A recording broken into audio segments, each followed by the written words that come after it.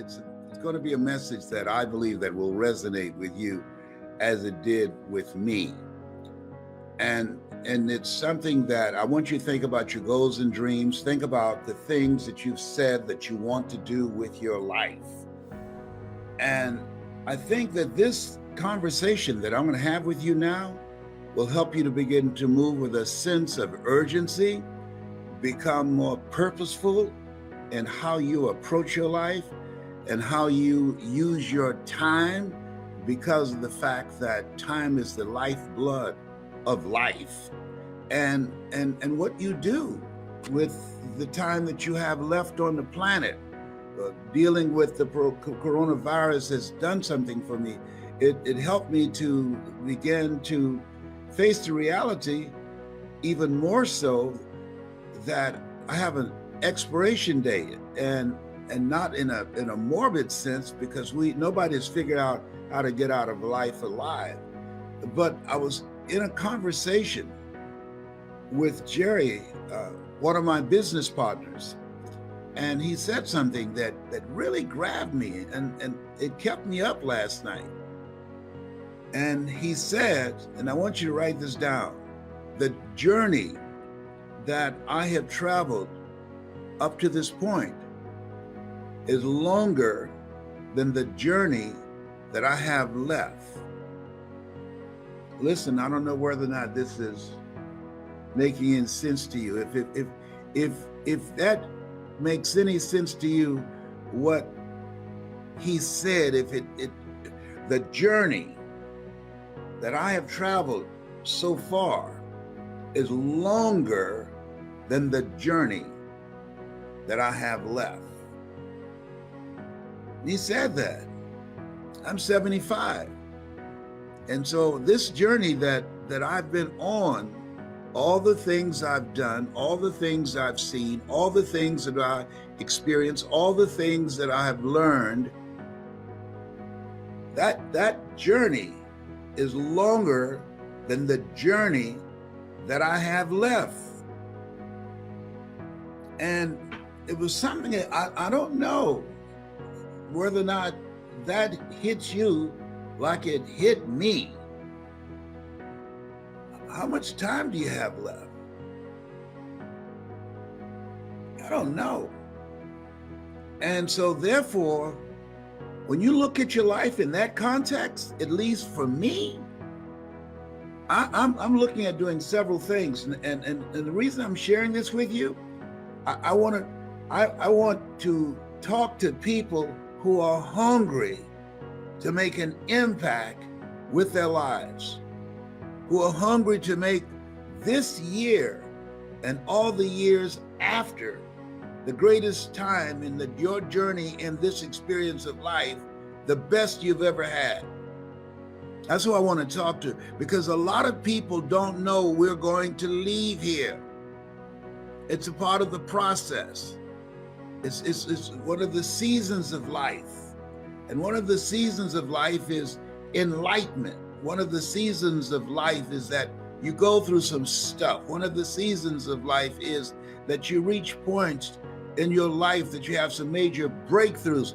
This was a breakthrough moment as I looked at and started reviewing what I'm going to get out of this year. There's no conversation that people are having now about Happy New Year. They're through saying those celebratory things now.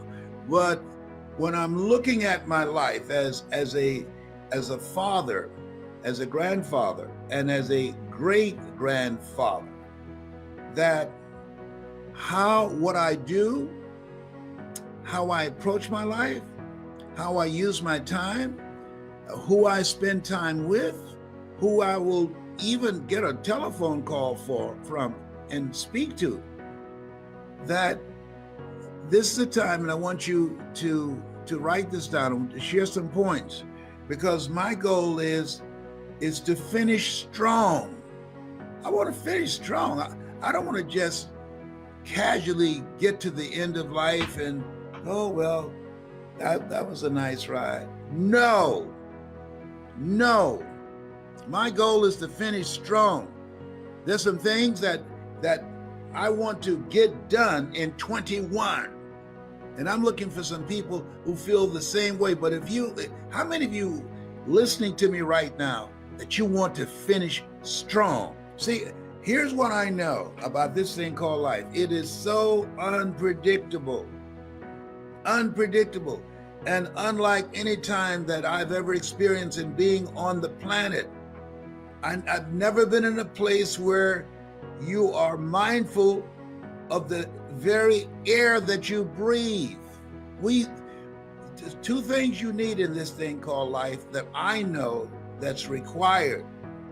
One is the ability to breathe. That's major. Without breath, you can't be here. Either you or a machine connected to you, that has to help you with the process. The journey that has brought me this far, this journey that I've traveled through God's grace and mercy that allows me to be here now talking to you, that journey is longer than the journey that I have left. And my goal and my commitment with my life and the time that I have left is to teach people how to make this year, to get it done in 21 and the years thereafter, the best of you spent on the planet. Because you've gone through some stuff. You've lived through some stuff. You survived some stuff. You've made some stuff happen. You've made some mistakes. Some things have happened to you. And you've had some impact, and you've created some stories. See, I believe that all of us are born with stories of greatness within us. And then as we go through this experience called life, you wake up one day and you say, where did time go? I asked my son 3 times today, what day is this? Tell me again, John Leslie. And the reason I didn't say what day it was, he told me, already forgot. This is what happens when you turn 75. You forget things. Oh my God.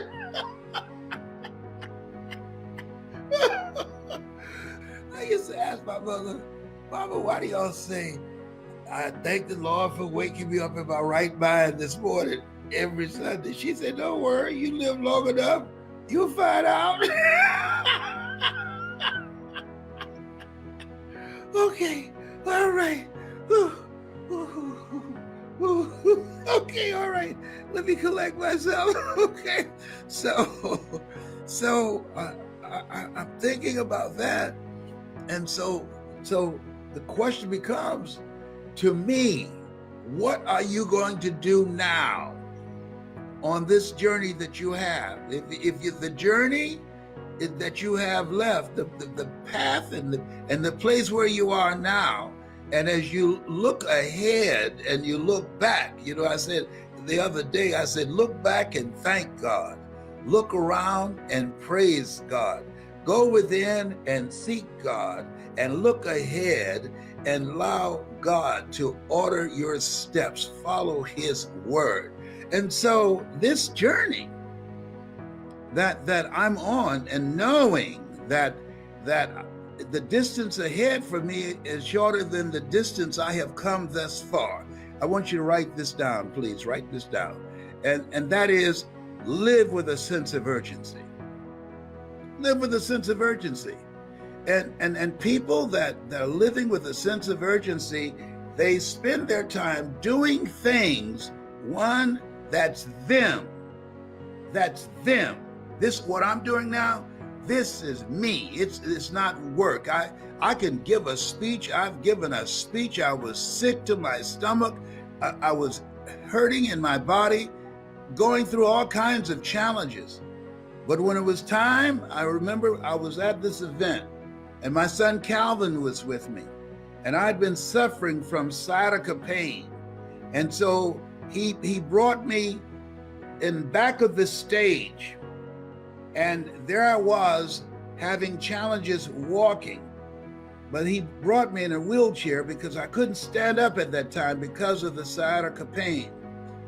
And then as we were waiting backstage for the person to introduce me, I noticed Calvin didn't say anything to me. And usually before I go out to speak, we will have a conversation. He will give me some idea of something that came to him that would be helpful to my presentation. And I'm saying to myself, why is he not saying, Dad, you can do this, you got this? Knowing that here I am sitting in this wheelchair backstage, I've never done this before. And I don't know if I have the strength and the energy to stand up and be on that stage and give a speech. They had a stool out there for me to sit on, but how does he know? What's up with that? Why is he not giving me the motivator some motivation? I'm human. I need some motivation too. And so when they introduced me, he opened the curtain and they had the microphone right in front of that opening where it was. And I walked to it. I only had to take about 3 or 4 steps, and I grabbed the microphone and I gave the presentation, got a standing ovation later. So when he wheeled me back to my room, I said, Calvin, why didn't you say something to me that would encourage me and give me the mindset that I can give this speech today? He said, Daddy, when I saw how close the microphone stand was to the curtains, I knew that was walking distance for you. And I knew once you got to that mic and you put your hand on it, that it was done. I knew that sciatica was not going to stop you. I knew that once your hand touched that microphone, you were going to give that speech. And when I saw that, I said, we're okay now. He'll be just fine. And he was right, because once I grabbed that microphone, I went into another place. I went into a zone, because I was doing that which I came here to do. It touches me now just thinking about it. You came here to do something. And I'm encouraging you, don't rule it out saying, well, I don't know if you can do it. Well, so what? Eye has not seen. What do you think that means? There's some things that you can do that you've never seen before. We're in a place now where we've never been before. Eye has not seen, ear has not heard. Nor is in the heart of mankind what God has in store for you. What's in you that you're able to do. That's why they have a term called breakthrough, that your life is a breakthrough moment. And so when I think about that and think about what I was going to share with you today, that this is a time. I have a friend named Dr. Stan. They call him Dr. Breakthroughs, Stan Harris. And he talks about living your life in a way in terms of having breakthroughs. And I think we should have those in various areas of our lives, that we must live with a sense of urgency, one, and two, and that's making every moment count. And the other thing is have breakthrough thinking. Look at ways in which in various areas of your life that you have breakthroughs, that you take your performance to the next level. That those things that you've been talking about and you've been operating at this level, but now you're at a place now, I'm going to get through this. I'm going to take it to another level. When I was a kid, the high jump in the Olympics was 6 feet. And a guy named John Thomas was a brother who he was a high jumper and had the record in the world. And so during that time when you jumped, as kids, when we played in the backyard, we would have somebody hold a stick and you run and you would just jump over it. And then, but he developed a strategy. Most people were just jumping forward to jump over it. But he developed a strategy that you could sizzle, and what they call the sizzle, that you raise your leg and that front leg, and then the other leg come behind it, right? Then there's something that came along called the Fosbury Flop. Same event, but there's a guy, it was named after him. And when he jumped, he was able to raise his body high enough in the air, and he would go over the pole head first and bring the body behind him. Same event, but different strategy. And as a result of that different strategy, he was able to maximize his impact. He was able to jump 7 feet that you couldn't do it physically, just using the method that had been used, or that approach up to that particular point. Now, tell me what you mean, Les. I'm trying to stay with you. Well, here's what I mean. That there's some things that you are doing, and that you perhaps have not succeeded using the approach that you now have. And that many people, when they're going after their goals and dreams, they have failure after failure after failure because they are doing something in the same way. I think that's why Einstein said that thinking that has brought me this far has created some problems that this thinking can't solve. And that's when I came to the concept, and I want you to get my book called You Gotta Be Hungry. And so what happened is that as you look at your life, a lot of people, when they fail over and over and over again using the approach that they now are using, they stop. I'm suggesting change your approach, but don't change your decision. Am I making sense to you? Change your approach. Get some help. I believe ask for help, not because you're weak, but because you want to remain strong. And ask for help, and don't stop until you get it. Because you've failed at it thus far does not mean that it can't be done by you. It's just that the approach that you're using now does not work. And there's some things that we're supposed to do that many people using the same method, the same team, the same relationships, the same information, the same approach, and they stop saying it can't be done. I remember as a kid, we used to say to illustrate whether or not someone can accomplish something and whether or not they could not, to illustrate the impossibility of them accomplishing something, we would say, oh, you got a chance of doing that as a man going to the moon. Shut up, get away from me. Hey, we've gone to the moon. We don't say that anymore. Because when I was a kid, it was seen as impossible for man to go to the moon.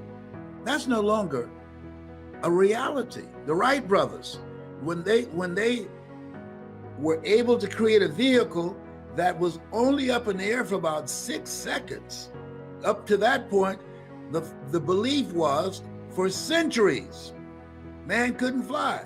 Because if God wanted man to fly, he'd have given him wings.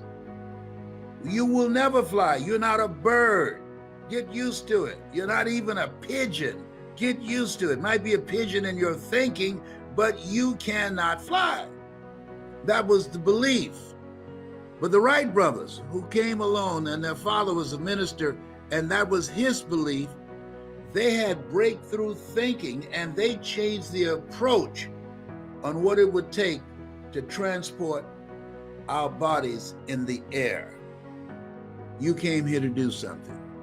Some people know right away. Nina Simone, who climbed up on a piano at 5 and started playing by ear. Some people know right away of what that is. And there are some, the majority, because they have not been exposed or seen something, that they have the abilities of greatness that they have within them that they can do, but they have not seen anybody doing it yet.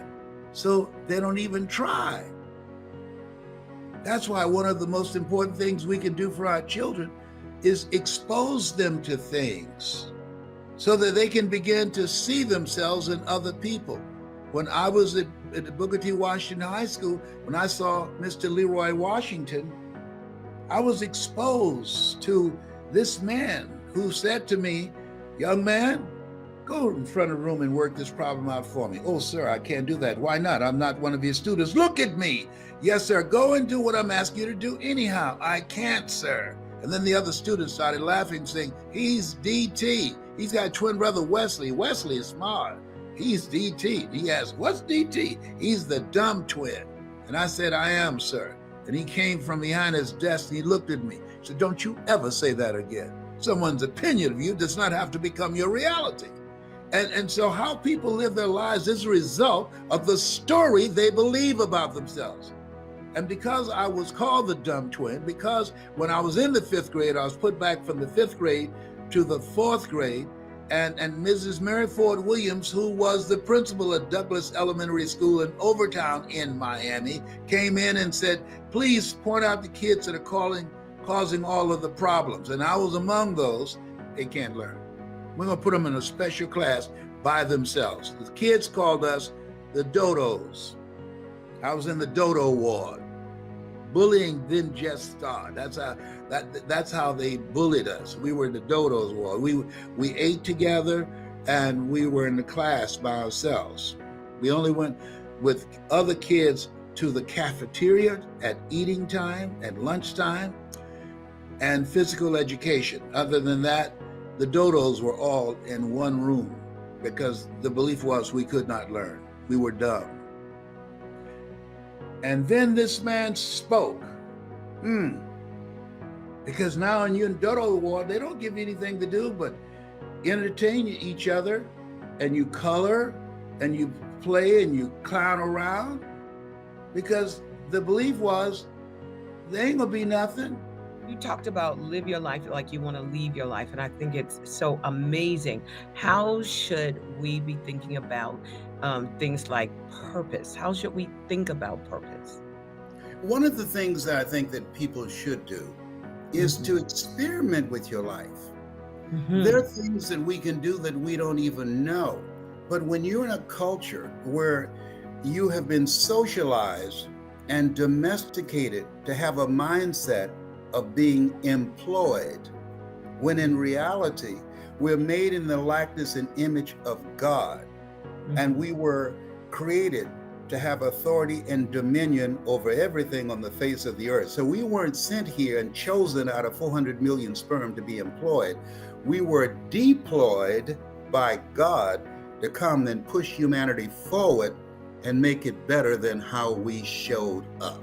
And so most people, in order to exercise authority and dominion over your life, you have to exercise authority and dominion over what you are not. We've been living a lie. Dr. Carter G. Woodson said, if you can determine what a man shall think, you never have to concern yourself with what he will do. He said, if you can make a man feel inferior, you never have to compel him to seek an inferior status, for he will seek it himself.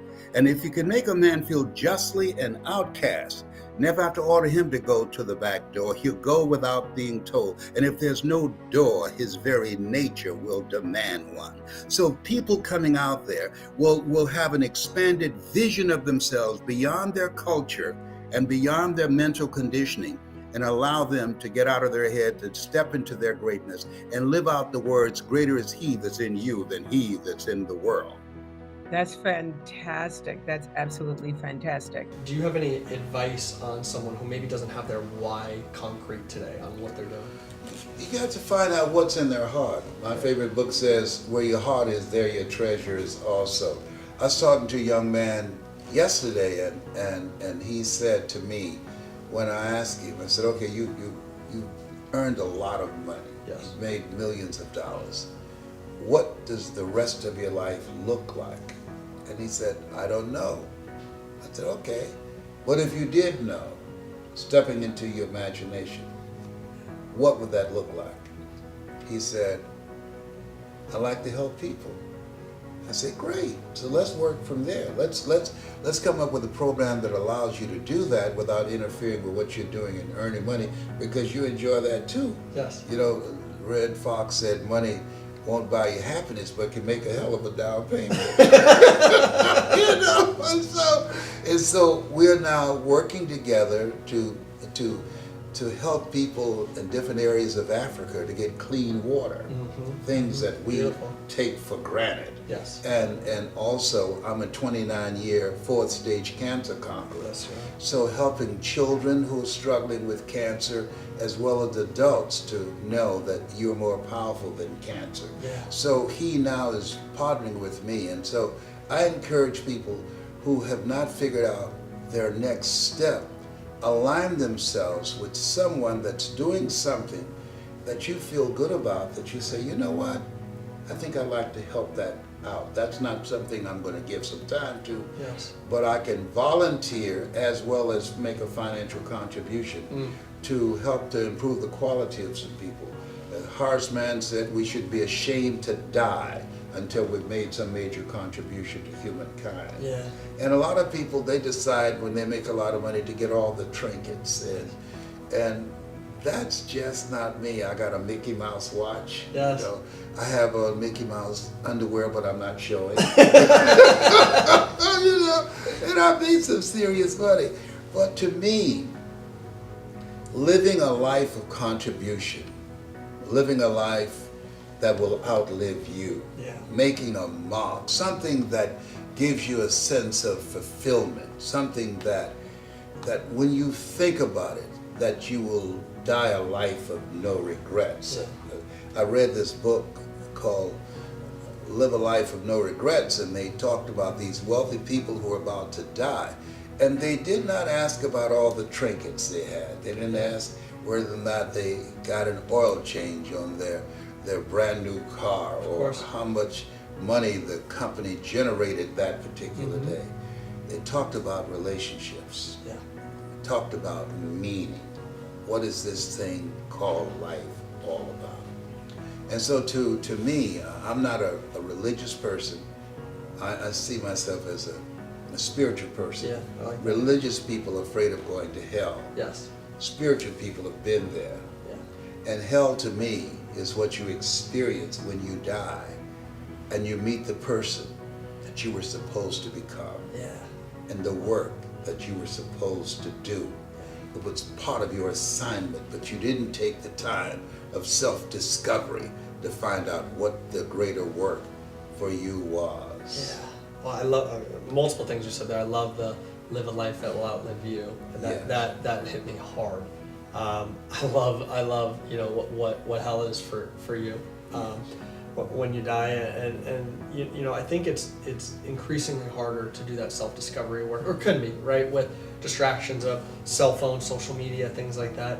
Is there I guess I'm curious your opinion on that with so many distractions today that pull us away. I mean, I had a friend of mine for context yesterday, runs a multi-million dollar business, had a big issue happen, and he's trying to figure out what to do, and he's running 1,000,000 miles an hour. And I said, hey, planes in extreme turbulence, slow down. Did you sit for 10 minutes with the pen and paper and just think what the next action is? Wouldn't you know, the second we were done, he sprinted out of the room. He didn't even take the time to think about thinking at the time. So anyway, I'm curious your thoughts with all the distractions today. Where the self-discovery plays. I had an experience. If you don't know when to stop, sometimes life will stop you. Yeah. Sometimes God has to break a life in order to heal a life. Yeah. And I was stopped because I'd been over in the airport to pick something up, and I experienced sciatica pain. And then I was dealing with the pain of fourth stage cancer. And I never forget when I was in California, Playa Vista, and my niece and my business partner left to go to the store. They helped me get into the bathtub, and they helped me to get out. I couldn't do it by myself. I couldn't pick up the weight of my own body. And they put me in bed, and they said, we'll be right back. And they must have gotten caught on the 405, and it took longer than what they thought. And there I was on my back, and I couldn't get up. And all I could think about, I was just like that guy. All these things that I said I had to do. Yeah. No, I didn't have to do them. They were going to get done, or it did not get done because I couldn't get up. Yeah. I couldn't take myself to the restroom. And I'm here hoping and trying not to panic. Oh God, help me stabilize myself and not to panic. That if something happened in this house, I couldn't get up and run out. And it made me rethink my life. And I realized I was not irreplaceable. I'm replaceable. And we all have an expiration date. Yeah. Michael Jackson said, this is it. This is the last concert I'm going to do. They spent millions of dollars on stadiums and millions of dollars on marketing. It was it, but not the it that he was thinking about. Right. And so in that moment, I looked at my life and I started clearing things off my plate that I had told myself I had to do. All the people that I was helping, I wrote a resignation letter. I'm no longer going to be Mr. ATM. They rejected my resignation letter. Yeah. And I sent it back again. Okay? And I said, figure it out. Yeah. And I thought about something that Ian Levon said. She said, give to yourself until your cup runneth over, and then give to others from the overflow. Yeah. And people will use you as long as you allow them to use you. Yes.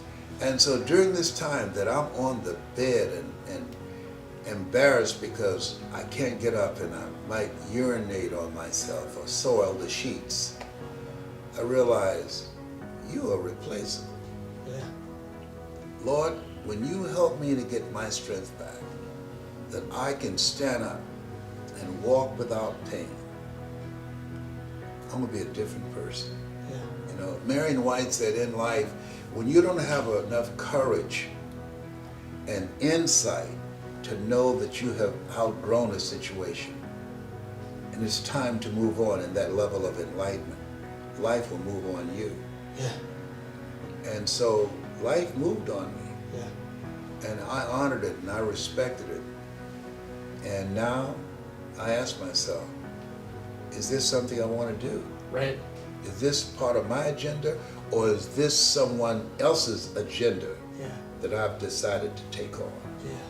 And that's such a big lesson for a lot of people listening, myself, you clearly, givers to the world. We love give, give, give. And as you're saying that, fill your cup first, you know, that the heart pumps blood to itself first. Such an important lesson for, you know, people that are inherently givers, not takers, to and it feels dirty, at least for me, it's felt dirty at times, giving to myself first, because I'm so used to take it all. But to your point, you end up running yourself into a ditch. Absolutely, and you can't give from an empty wagon. You Yeah. gotta take care of you. And I had a secretary who, she was distributing money to my friends, to my family, and she came in and she said, Mr. Brown? I said, yes, Regina. She said, here's a piece of paper and a pen. Hypothetically speaking, if something happened to you, write down the names of people that you help every day that will come to your rescue. I said, why would you ask me to do that? She said, I'm just curious. And I sat there with the paper in front of me. I couldn't think of anyone. Wow. The majority of the people on that paper would say, Les, if I could, I would. Yeah. But I don't have it. Where if they had called me, if I didn't have it, I would get it. Yeah. And so everybody's in their rightful place. Their rightful place is where their thoughts have brought them. Their true place of independence, their true place of controlling their own destiny is where their thoughts can take them. And most people won't invest the focus, the energy and the effort to live a life on their terms. Yeah. Does that come as a daily morning routine, as an evening routine, throughout the day? How does that tactically? When I get up in the morning, I say all things work together for good, for those who love God and for those who are called according to his purpose. Yes. And then I say, Lord, whatever I face today, together, you and I can handle it. And I review the goals of what I want to get out of the day. Most people get up and they just want to get through the day. Yes. And then in addition to that, what I do is that I start thinking about what is it I need to learn today that I did not know yesterday. So, and after I recite those affirmations and I look at the things that I want to get out of the day that I wrote the night before, and then I ask myself, what is it that I need to learn today that I did not know yesterday? Yeah. Because I believe that in order for us to make it in and out of the pandemic, one, it requires mental resolve, feeding our faith. And right now our faith is being tested. Yes. And it's easy to have faith, your bills are paid, you got a job, your business is successful, the relationships are working, the children are not driving you crazy. It's easy to have faith then. But when you have had the rug snatched out from under you, like the pandemic has done, faith not tested can't be trusted. Okay. The next thing that's very important is having relationships. My son John Leslie, who's a speaker and a coach and the president of our company, he said, always ask yourself, when you think about your relationships, who should you count on? Yeah. And who should you count out? There are people who are always there when they need you, but when you need them, you can't find them. Yes. And so this is the time that we have to look at our relationships and ask the question, what is this relationship doing to me? Yeah. Dr. Dennis Kimbrough said you earn within $2,000 to $3,000 of your closest friends. Academy Award winner Sidney Poitier said that when you go for a walk with somebody, something happens. Either they adjust to your pace or you adjust to their pace. Whose pace have you adjusted to? Yeah. And so I encourage people to look at your relationships and ask, what is this relationship doing to me? Yeah. Am I growing mentally and emotionally and spiritually and financially? Am I living a life that will outlive me? Yeah. And the next thing is that developing collaborative, achievement-driven, supported relationships, but also practicing the principle of upgrading your communication skills. Warren Buffett, when he graduated from Harvard, the first thing he did was he invested in a communications course. I trained people on a course I trained called Hungry to Speak. And the reason is, Steve Jobs said that the storyteller is the most powerful person in the world. Yes. That if you can tell a story about yourself, about your knowledge, your skills, do a podcast that's compelling like you're doing, Yes. to make your mark for that which you believe in. That this is the attention economy, but in order to get the attention, create an experience with the attention and ignite the attention. People who don't know how to do that, they have skinny children. Yes. Okay. So you got to learn how to become an effective communicator Yes. in order to make it in the attention economy. Hold that attention, create an experience with that attention so that you can have your place in the marketplace. Yes. You know, so mindset, relationships, OQP, only quality people, and effective communication skills. It's beautiful. This is an exciting thing. Tell us a little bit, for those, now you've impacted millions of people. So for those that maybe haven't, heard of you, which I would find surprising, what is, Next year will be 50 years. I'm 74 now. I used to think people in their 40s were old. Now that I'm 74, I feel like I was shining shoes at the Lord's Supper. that's awesome. So give us a little bit of your history, a little bit of the background. Well, I was born in a poor section of Miami, Florida called Liberty City, an abandoned building on a floor with a twin brother. And when we were 6 weeks of age, we were adopted by Mrs. Mamie Brown. Whenever I give a presentation, now I say that I stand on the stage because of two women. One gave me life, the other one gave me love. God took me out of my biological mother's womb and placed me in the heart of my adopted mother. And so Mama, Mrs. Mamie Brown, she only had a third grade education. She never had any children. And she worked on Miami Beach for wealthy families. She cooked for them. And we ate food left over from the families that she cooked for. And she kept their children, and we wore the hand-me-down clothes of the children that she kept. And so when I was in the 5th grade, I was labeled educable mentally retarded and put back from the 5th grade to the 4th grade. And I failed again in the 8th grade. But I met a high school teacher that was very much like you, TJ, a person who had energy and a passion to transform people's lives. And he asked me to work out a problem. I told him I couldn't do it. He insisted. So I said, sir, I'm not one of your students. He said, do it anyhow.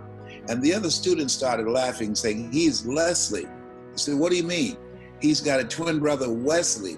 Wesley is smart, but he's DT. And he said, what's DT? He's the dumb twin. And they erupted in laughter. And he came from behind his desk when I said, I am, sir. And he looked at me and he said, don't ever say that again. Someone's opinion of you does not have to become your reality. And he interrupted my vision of myself. As you know, TJ, how people live their lives is a result of the story they believe about themselves. Some psychologists call their self-explanatory style. And he interrupted that. And that's what your program does. That if the people who come, they have a story they believe about themselves, and you interrupt that story and expand their vision with your guests, with your knowledge, with your experience, and with your communication style, and dismantle their current belief system and inspire them to make new choices with their lives. So that's why I'm excited and honored to be on your program. Oh, that's really great, because you're right, that explanatory style, we set up blind spots that tell us we can't do this, or we listen to what people say, and we believe in some of those things sometimes, and it's not true. Right? Absolutely. Faith comes by hearing, and hearing, even if it's a lie. And so what happens, and why what the work that you're doing is so important, particularly when you consider we live in the greatest country in the world, yet and still, since 1999, suicide rate in the United States has increased over 25%. And I tell you, I still have not gotten over the suicide of Robin Williams and Anthony Bourdain. It has been a very challenging experience. I can't even watch the old movies when they come on of a guy that I admired so very much who took his life. And Anthony Bourdain, I knew him, just a very nice guy. Mm-hmm. But I believe today, and where my life is training messengers of hope. I mean, the speaking industry has been hijacked by people speak to sell. I speak to transform lives. And I believe you transform people's lives, they're going to want to purchase your products, but let that be the primary goal that motivates and inspires you. And so I believe right now, your program, your mindset, your level of consciousness, that this type of message is important. Why? Because it gives people hope. This program gives people hope. When there's hope in the future, that gives you power in the present. People who take their lives, they look at the situation they're dealing with, and they feel overwhelmed. They just feel, I can't handle this anymore, or this pain is just too great. And then they hear a TJ that we all, I believe, have an energy signature. There are some people that when we speak, you're going to hear both of us, but there are certain people, because of your energy signature, TJ, that when you speak, there's something about your voice, something about you, that they will trigger something in them, that they will hear you not just in their ears, but in their heart and in their spirit. And as a result of them hearing you, their lives will never be the same again. So my goal is to multiply and create thousands of messengers of hope and helping people to begin to be exposed to these voices so that we can begin to bring in a new world order. Oh, that's really great. How to unleash our greatness? It is a great question. So how can we help people to do that? I think that the people that are discovering how to unleash their greatness are people who have the mental resiliency and the courage to face failure, that you will fail your way to greatness. That most people allow their fear of failure, 80%, allow their fear of failure to outweigh their desire to succeed. When you're willing to fail again and again and again, when you make up your mind to become unstoppable, when you make up your mind to become a no matter what person, then that will then give birth to a part of yourself that you don't know right now. And maintaining a spirit of optimism and challenging yourself and learning from your mistakes. Understand that the setback is a setup for a comeback. You have comeback power. As a friend of mine named Willie Jolly would say, that the things that you experience when you win. I used to be a state legislator in Columbus, Ohio. When I won a debate and got legislation passed, I won because of what I knew. When I lost a debate, I lost because of what I didn't know. And so now I had to go back to the drawing board and study harder to come back again and to challenge my opposition. Yeah, it's amazing. And I would love to know, because you mentioned courage. According to you, can we develop that? Can we develop? Yes, courage can be developed, absolutely. And there are things that will help you to do that by putting yourself in uncomfortable situations. Sometimes life will force you to become courageous. And so it's there that most of us don't develop our courage muscle. Case in point, that I've had the challenge, and I'm watching my languaging, of dealing with the fear of claustrophobia, of being closed in. And I had to have an MRI. And so I'd never had one before. So the first time I came, they had about 4 or 5 females in the room. They said, "Are you afraid?" When they opened the door, I looked at them. I said, "No." I was terrified. But I developed my courage. But the first time they closed the door, I started knocking and said, "Hey, let me out, let me out." And then I had to call a friend of mine to calm me down. And he said, "Les," he said, "cancer is a thief. Let them find it before it becomes a murderer." He said, "Focus on the outcome, not on the process." And so the way that I handle fear is I don't focus on what is it that's terrorizing me. I focus on what is it I want to accomplish. And I see myself achieving the victory. I see myself living from the dream, living from that place that I'm reaching for in my mind. Einstein said the imagination is the preview of what's to come. And so we can bypass the things that will cause us to be afraid by looking at and being focused singly on the things that we're going for. Yes. And I would like to have your point of view about something. When people are setting up big goals, sometimes they have big fears in doing that. So do you think we have to keep our big goals, or we have to lower the goals, or lower the action, lower the comfort zone? We're living in an incredible time that there's nothing that we can't do. Yeah. We're living in a time where we have, in our lifetime, seen someone go from prisoner to president of the country in South Africa, Nelson Mandela. Yeah. Where President Barack Obama, raised in a single-family household, an African-American male, became the most powerful man in the world. Yeah. So what we know is that anything's possible, and we must challenge ourselves. The only reason that most of us don't accumulate a level of achievement in our lives, one, most people end up aiming low. That's what I did most of my life, that most people fail in life, not because they aim too high and miss. Most people fail in life because they aim too low and hit. And that's what I did. I was a disc jockey. I was very satisfied. I achieved a level of professionalism and mastery in that area. And then someone challenged me and said, "You can do more." And it took him 14 years to convince me to become this person that you now see. This person that you now see, this voice, which I consider my power voice, I had absolutely no idea that this person existed. But there are sometimes in life, someone can take you to a place within yourself where you can never go by yourself. And he saw something in me, And sometimes you have to believe in somebody's belief in you until your belief kicks in. And what do you say to someone who are saying, oh, nobody around me are believing in me? And that's okay. If you have that, that's great. If you don't have it, Yeah. it's okay. I, for years, read books of people who I didn't know, but I considered them as my personal mentors. I studied Winston Churchill, who said, the truth is incontrovertible. Malice may attack it, ignorance may deride it, but at the end, there it is. I studied Earl Nightingale, who said, all of us get in life what we are, not what we want. All of us are self-made, but only the successful will admit it. So Yes. I studied these people and they mentored to me. I feel their spirits. I surrounded myself in my bed with their books and their audio, in my imagination, and listening to their audio programs. Yes. So how much does the library card cost? It's free in the United States. I don't know what in your country. So I suggest that you spend time working on yourself.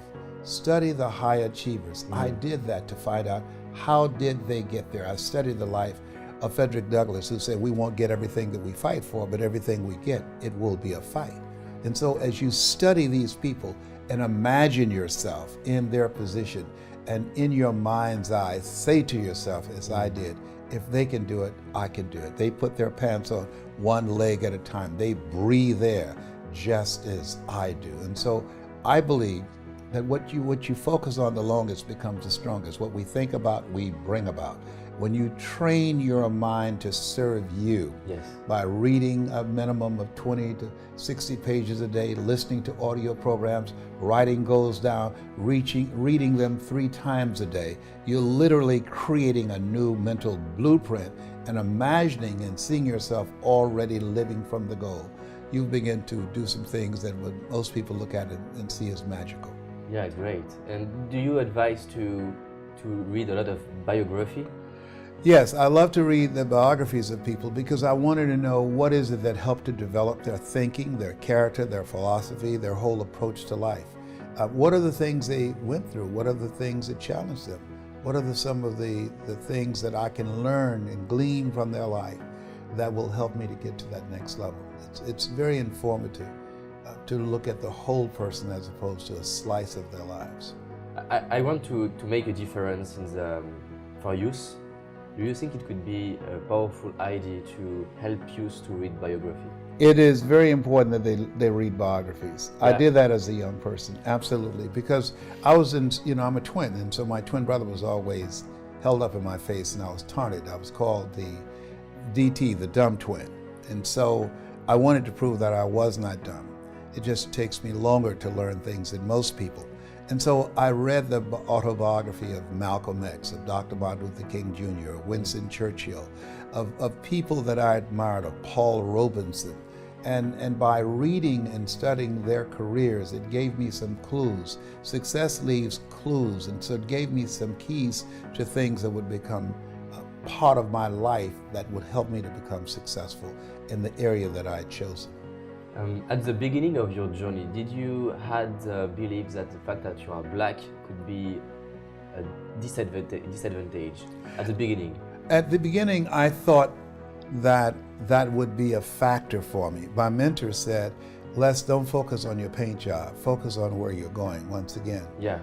Keep your eyes on where you're going. It became a factor in a variety of situations, but to my advantage. And what I mean by that, it gave me a strength and an advantage to motivate and inspire audiences. When a Tony Robbins or a Joel Osteen or a Brian Tracy, a Jack Canfield, Mark Victor Hansen, these are my friends, go into a primarily white audience, and 99.9% of my audience is Caucasian, and say, you have the power to live your dreams. People look at them and say, if he can do it, I can do it. But when I come in and say, you have greatness within you, you have the power to live your dreams, they look at themselves and look at me and say, if he can do it, I know I can do it, and they leave their running.